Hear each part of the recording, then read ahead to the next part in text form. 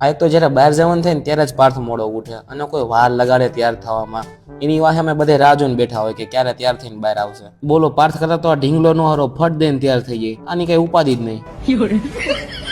પછી 12 વાગે માંડ પાર્થિયો તૈયાર થયો અને અમે નીકળ્યા પ્રસંગમાં જવા. આ ડોહો 12 વાગે પ્રસંગી પતી ગયો છે. આ પાર્થિયાનું કામ હવે આવું જ હોય. તો અમારે જવાનું હતું ભાઈબંધના બેનના લગ્નમાં.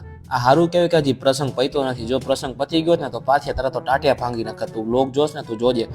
હવેથી વહેલો તૈયાર થઈ જાય, બાકી તું ગયો હો.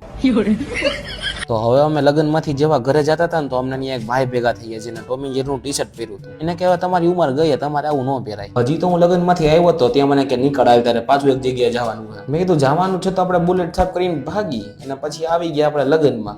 બપોરે લગ્નમાં ને અત્યારે લગ્નમાં. જબરું કહેવાય. જો હાજો કોણ તો લગ્નમાં ફટાકડા એક નંબર ફૂટતા હતા. તમે જોઈ લ્યો કેવા મસ્ત ફટાકડા ફૂટે.